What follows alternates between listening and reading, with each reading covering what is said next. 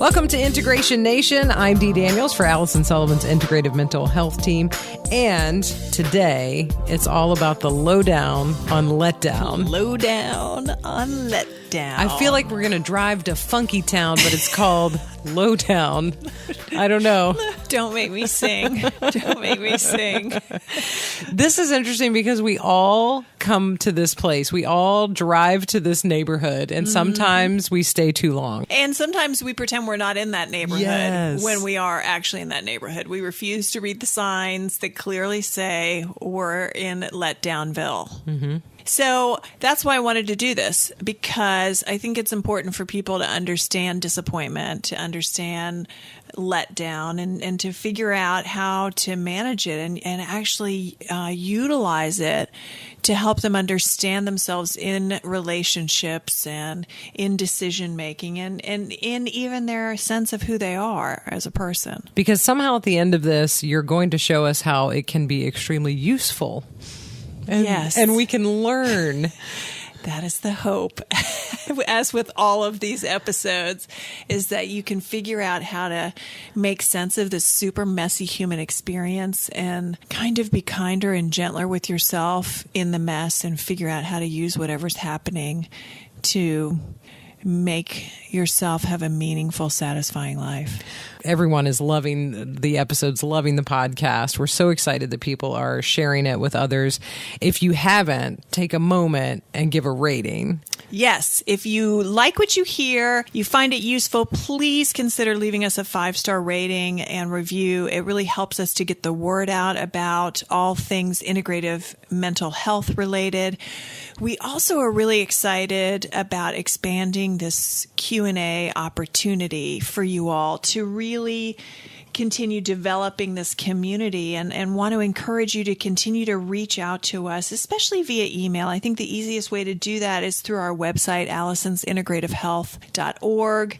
You can subscribe to the podcast through that. You can click on the Contact Us button and get right to me.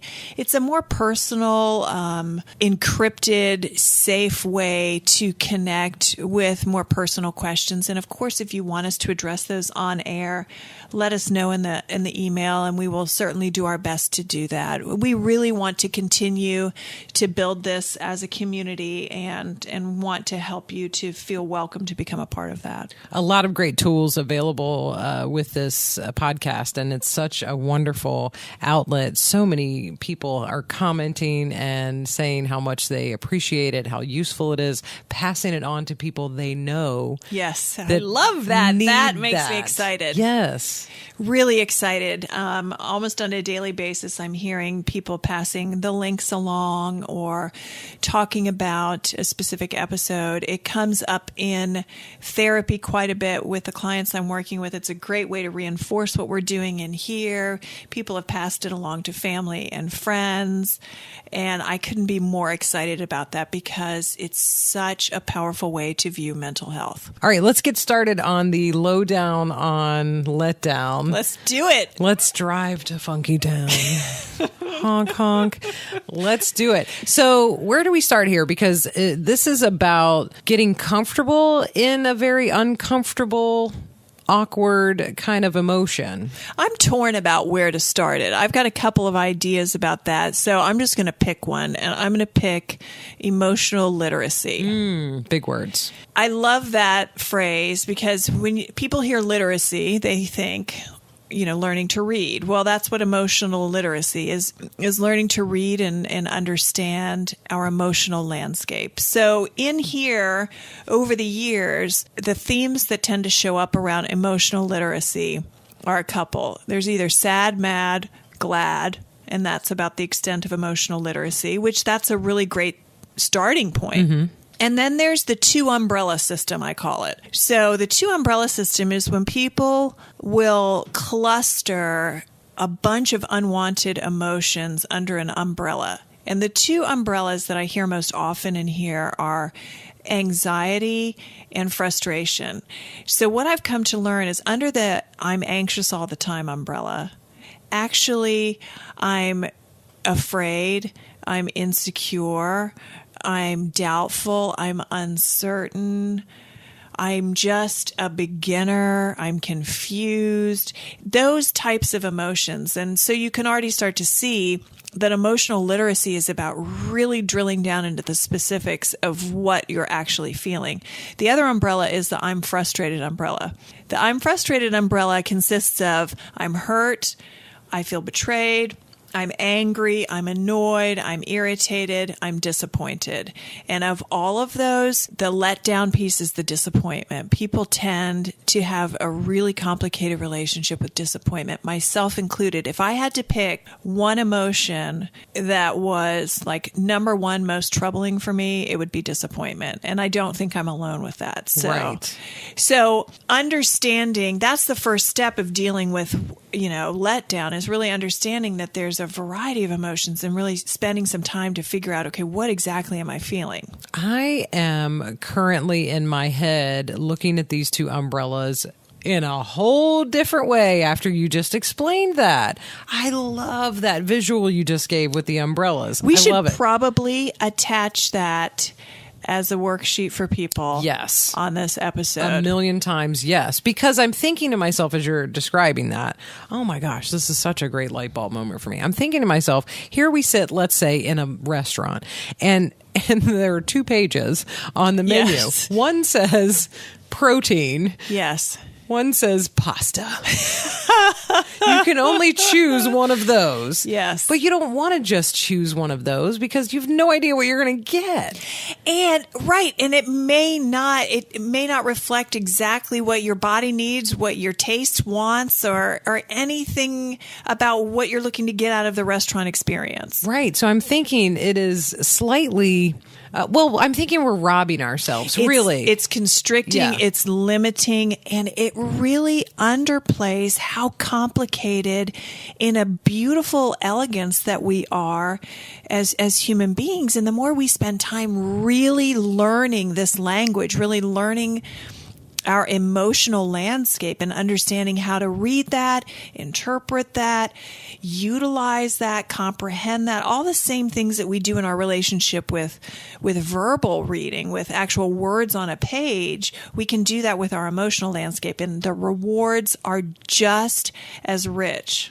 That's amazing. What a great way to look at that, because we really should not be robbing ourselves of those things, or are the people we're trying to be in relationship with well, just by walking around labeling it as I'm anxious all the time. Yes. Or I'm frustrated again. Here I am. I'm always frustrated at this. Well, are you sure you're frustrated?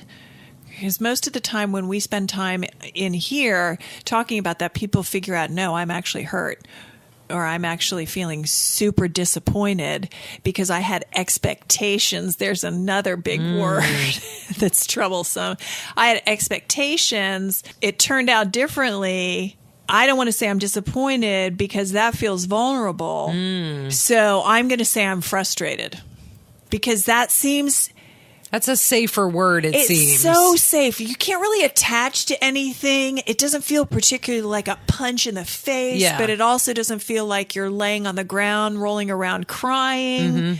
It's just kind of there with nothing really to attach to. All right, I want to make this admission because I'm seeing what you're saying in real life. The other day, I'm having let's call it a discussion with my significant other. Yes, let's call it that. I'm sharing something. In the midst of sharing it, what I really want to say in my head, but it never really came out of my mouth until later. But what I really want to say in my head, I want to say, I'm hurt, I'm disappointed. As that's starting to come out, you realize how vulnerable that is, how scary that is to say. And uncertain. So you want to protect that. So you change the wording to something like, so I'm frustrated right now. Yes. And you really don't end up saying what you want to say, what actually is true and what is needed. And later I sort of unpacked the fear around being vulnerable of saying the real words and actually said those words, and it actually got us somewhere. Exactly. Yeah. Because if you do not name it, you can't claim it. Yes. And if you don't claim it, you can't fix it. Yeah. So by avoiding this stuff, you're actually keeping yourself stuck in the mess. You cannot move through it. And if you can't move through it, you can't learn from it. That's powerful stuff. I love that. Let's talk about this vulnerability piece that you're talking about around disappointment. Being vulnerable is hard. I don't care what you're doing. When you know you are starting to show yourself in a way that you are vulnerable, there's already things that's walls that start to go up, shields that start to come out. Yes. Brene Brown calls that armor. And as we talked about in the Nice and Kind episode, it's really just a way of disconnecting. When we think we're protecting, we need to start calling it what it is. We're disconnecting because we don't trust ourselves and the other person in the situation. And that's understandable. And also, I think it's time to really consider that we are stronger, more grounded, more capable than we give ourselves credit for. And that the momentary whoosh, if you will, the surge of sensations when we step into that vulnerability is actually opening us up to a larger, more expanded relationship with ourselves. And what that does is that increases our confidence. That increases what we call in my business self-efficacy, which is a really cool way of saying, I believe I can cope. And the more we believe we can cope and the more confident we feel, then the more we're going to take risks. And the more we take risks, the more we can discover and we can learn and we can create. And that's where satisfaction comes from. If we continue to recede and recede and recede, it's really hard to feel a genuine sense of satisfaction. So that's when you hear people say that there's strength in vulnerability. That's what it's about. When we actually get honest and say, I'm disappointed, I'm hurt, I feel so let down because I thought this was going to be different. That's a really vulnerable thing to say. I wanted this to be so much different than it is. That's really the starting point of expanding our lives, which is what is going to help us to neutralize, maybe not even neutralize, but just feel more capable in managing our relationship with disappointment. Well, even when you say things like, when you're saying it right now, I'm disappointed. I feel let down. I wanted it to be a different way. Even just saying that, the moment after that, I sense a place of potential healing. Yes. Just because it's tender. There's a tenderness to it. Yes, there is. And it's the truth. And, there's so much power when we just tell the truth. When you hear it, when somebody speaks it to you, when you speak it to yourself, even if it's hard, there's a settledness to it because it's real. It's not a vapor.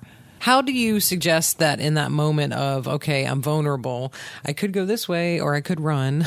So how do you suggest to deal with that moment? I think it as we most often come back to, it's inside out, not outside in. So it starts with knowing and reinforcing your why.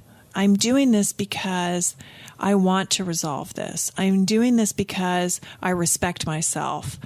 I'm leaning into this because I respect this situation, this relationship enough. I want to do this. So once we get clear on that, that's when the people that work with me here, I call that the Weeble principle. Because if you remember the tagline for Weebles wobble, but they don't fall down. Yes. So in fact, I have a Weeble here. What? We will pull out so you can see. Oh, okay. Gosh, here we go. So your why is your heavy center. Yeah. So once you're clear on that, when you're feeling vulnerable and you're swaying from side to side, your why is going to bring you back to center every time, no matter how far down. When you think, oh, I'm swaying so far, I'm not coming back, you go back to center. Oh, I love this visual. I love it. So that's the starting place. And then starting to get really curious about the narratives that you're telling yourself, about the situation. Because when people start to get curious about that, they become aware a lot of times of a negative narrative, of a story that they have, a scary story about, oh, well, if I say this, then this is going to happen, and this is going to happen, and then this is going to happen, and I don't want this to happen, so I can't say this, do this, whatever. Isn't this interesting how our brains go into that habitual thinking? Yeah, I think at one point, evolutionary psychologists would say that had survival value to it. Yeah.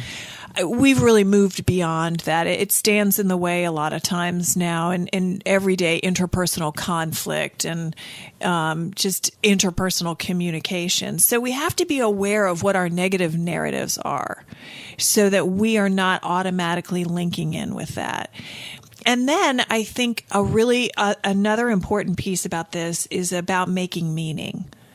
So you and I have talked about this. I can't tell you how many times I've had this conversation in here. We'll bring up disappointment and someone will say, well, I don't want so-and-so to be disappointed in me. Well, we don't get to control that. I mean, we just don't. That's not ours. But we claim it. We claim it. Yeah. Wrongly. Mm-hmm. It's not ours. We don't get to control that. And we have to allow the people around us the dignity of their own emotional responses. And when we do that, then we can really give ourselves the emotional and psychological self-care we need to be clear on what we do own, which is not other people's feelings. Yeah. That is not ours. But the trap, along with those narratives that we were talking about, the trap is over-identifying or personalizing. When we're taking responsibility for other people's emotions, we're personalizing. And that's not going to help us move through it. That's where we sometimes get stuck in that trap. So we sit there for a long time. We sit there because we think, so how this might play out is, let's say there's a couple. Mm-hmm. And one person in the couple wants some distance. Not because anything's wrong, but they just want some space to explore a hobby or, take a class or have more time with friends or whatever. And they become afraid to say that because, oh my gosh, my partner is going to be so disappointed. Mm-hmm. They're going to think I don't want to spend time with them and I don't want them to feel bad, so I can't say anything.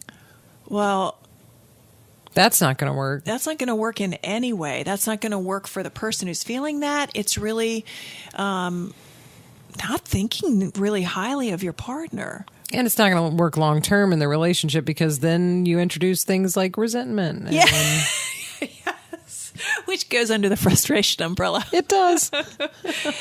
Yeah. So, when you start to get really clear on those things that are roadblocks for dealing with disappointment, then you can start to be more in the middle of the road with disappointment and start to see, okay, wait a minute.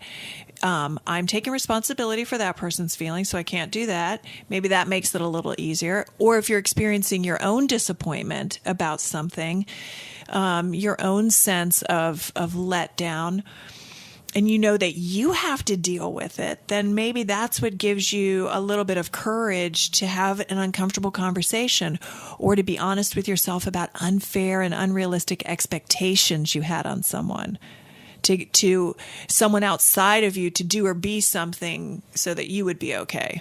So it's almost like you do have to sort of step outside yourself, unattach yourself. Yes. For a minute to sort of see that, all of that. That kind of observing ego that we talk about, where you become a witness of your experience in a curious way so that you're not judging yourself for whatever's going on. You're just taking note of it like you would reading words on a page, to go back to the literacy analogy.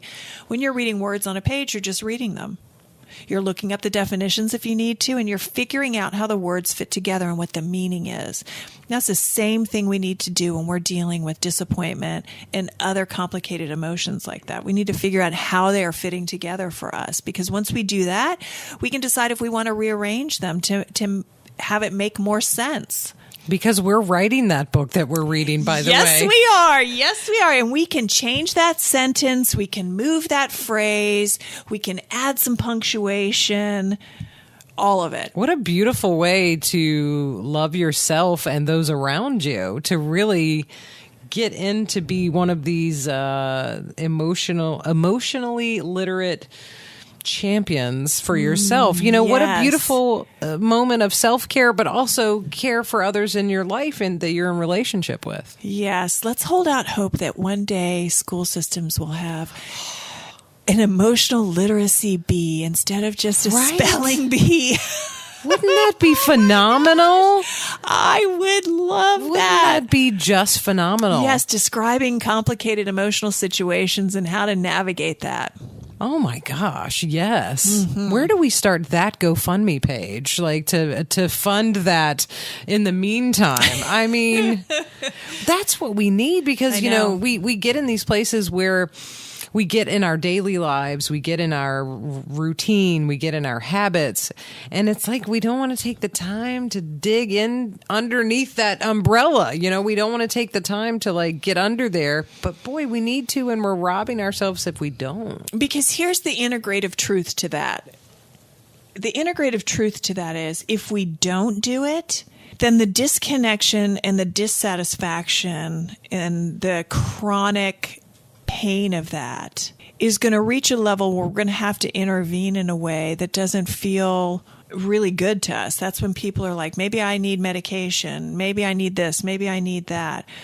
Maybe I need to just isolate myself more. So when we actually take the time to learn this, to discover this, to explore this, it actually is a preventative approach for mental health. I really want to say that again because, you know, that's a key piece of the mission of this podcast is to educate people about the power of integrative mental health. This can become preventative for mental health issues when we really are emotionally literate and we learn how to manage our emotions, when we can be at home in ourselves, whatever the terrain, then it prevents some mental health issues down the road. Are you ready to do Q&A? I'm always ready to do Q&A. Q&A is fun. We love Q&A around here. And we had a fabulous time with our guest on the yoga episode. Alana is amazing. She's amazing. And just, if you haven't heard it, please go back and listen to it. You can feel her spirit through the whole thing. Yes. It really is. It's very informative, very educational, but also very inspiring. But we had a question that came from that episode talking about yoga. Well, I'm no Alana, but I will try. Let's try. Okay. Tina wrote and said, I love the podcast. I had a question regarding the yoga episode that I would love to have addressed. I recently started doing yoga for the very first time. I've gone to 2 classes. I love it. Yay, Tina. I think it's fantastic, and I'm interested in doing more. I'm a little intimidated by some of the categories in the classes. Like, I've never done hot yoga. I don't know what some of the other yogas mean. Right now, I'm just in a beginner yoga. How do I get to the next step and feel okay and not too scared about going into like a new class? Great question, Tina. Again, congratulations on taking that step towards developing a deeper relationship with yourself. And if you have found a place to access yoga in the community that you're in, I would say go to your teacher. Talk to your teacher, because much like I'm sure you could feel when Alana was here with us, they want to help you access the most rewarding relationship with a yoga practice that you can have. So start there. Talk to your teacher, ask her, ask him, wherever you are, and they can give you really specific information. Because sometimes you don't necessarily need to go to every class. That might not be right for you. That's a really good point. Yeah, and I have heard Alana say that people stay in her beginner classes for years. Yeah. Because it's not about, you don't have to have variety in the classes. It's not like a karate belt. You're not going to graduate necessarily to the next, right? I mean, it's about what's right for you. It's about, are you connecting with yourself? Are you connecting with your practice in a way that's meaningful for you? If yes, great. Yeah, that's great. Tina, thank you for the question. That was really, really nice. Great question. And we loved that episode too, by the way. It was one of our favorites. Stacy also had a question about, we've had a lot of questions that have come out of the Awkwardness of Beginnings episode that we had. Yes, by the way, fun fact, that is our most downloaded episode today. Really? Yes. Wow. Yes. It's something that we all, I think, can it's identify very human. with. Yes. Beginnings. But Stacy had a question. She said, I I loved this episode of The Awkwardness of Beginnings. And once again, I have found myself in a place where I am beginning again. I am a mother for the very first time. I have found out recently that not only am I going to be a mother, but I'm going to be a quote unquote double mother because I'm having twins. Wow. Congratulations. Oh, wow. I am not ashamed to tell you, Allison, that I am absolutely scared to death. Of course. Of course. Becoming a parent, however you become a parent, is a huge role and identity shift. So that's the first thing I want to say to you, Stacey, is congratulations. And that's okay to be feeling that. Anyone in that situation would be feeling that. So let me just say, you're enough. And you can do this, and building a community around you that celebrates that and encourages that is probably the best thing you can do for yourself, because most people, when they're in the middle of a huge identity shift, question their ability to cope, question their ability to rise to the occasion, question, and especially relevant to parenthood, am I going to mess this up? The million and one ways that sneaks in. And so having a community around you of other new moms, of other resources, even there's prenatal yoga in a lot of communities. I know it's all over Fredericksburg. So look into that. Building a community around you gives you a place to feel like you've got some guardrails around you to help support you in that self-doubt. And remember, we were just talking about that. There's tremendous strength and vulnerability. You're not supposed to have all the answers. You are not supposed to have all of the answers. You're a new mom, and so by definition, you can't have all the answers. All you have to do is just take the next step in front of you. And you can't read all the books that will give you all the answers. That's not going to map out how things are going to go. I think that's such a wonderful way. We're not going to get the menu way before. No, you can certainly educate yourself, and there's a ton of great books out there about parenting practices. I really love the stuff by Dan Siegel, but I think in my experience, what's most concerning for parents is they want to be able to predict every possible thing that could come up and know that they're going to handle it exactly right. And you know what? You can't do that, and you're going to make mistakes along the way. And I think that there was some research a while ago that I think is most valuable for this. The notion of being the good enough parent, because that's what we're striving for in that role, is to be the good enough parent. Nobody's a perfect parent. And it's a pretty safe bet that most parents are good enough. Yeah. That's phenomenal. Stacey, thank you for the question. That was a really great question. And we loved that episode too, by the way. We've loved all the episodes. Can I just say, we've loved all of the episodes. Love them all. We really have. So many fantastic things happening here, and the team here is wonderful. The workshops are wonderful. Food Mood has been really great. Food Mood has been really great. We're gearing up for another series of beginner meditation, which is always a really popular workshop here. People get introduced to 5 different types of meditation. It's really fun in a group setting because people get to hear others' experiences with learning how to meditate, and it kind of demystifies people's fears and concerns about what this meditation thing is all about. Which can be such an uphill for some people, you know, and so learning about it in a safe setting, in a safe, small group setting where people talk about the very same things that you have rolling around in your head about why you can't meditate. And then without fail, at the end of that workshop, every time I've done it, people are so excited about where they're going to take their meditation practice from there. Is that something they have to sign up for? Yes. So the easiest way to do that is to sign up for our newsletter on our website, allisonsintegrativehealth.org. You'll be the first to know when we finalize the dates for meditation, and then you can sign up, because I think we limit it to 8 or 9 slots. So It's a very small group. Yeah. Well, you want to keep it intimate. So Yes. it makes total sense. Yes. And yeah, it's a really great place. So make sure you sign up early. Yes, for that. early. Do not wait. Yeah. So it's going to be great. Allison'sIntegrativeHealth.org. And of course, pass along this fantastic podcast to anyone that you know. And if they don't know how to download the podcast on their phone, you just walk them through it, because it can be a little daunting at first, but once you get it, Yes. it's there and it keeps Yes. coming to your phone. You don't have to keep looking for it. That's the value of subscribing. You can subscribe for free, so yay for that. And then you don't ever have to wonder, how did I get to that podcast again? How do I get it down on my phone? It's just as we upload episodes, they will download onto your device. And so you can get it on YouTube. If you go to our YouTube channel, all you have to do is hit the subscribe, and then they will show up.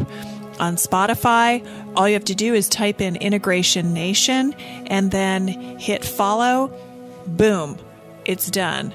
On iTunes and Google Play, all you have to do is type in Integration Nation. An easier way, actually, though, is to go to our website, and on the tab of Integration Nation for iTunes, Spotify, and Google Play, there's a button. Big button. You can't miss You it. can just hit the Yep. subscribe now. It will take you right there, and you will see how you hit the subscribe button. Yeah, so super easy on especially if you're on your phone already, go to Allison'sIntegrativeHealth.org. Yes. Go to the Integration Nation tab. You'll see all of your device buttons right there Yes. on the beautiful menu.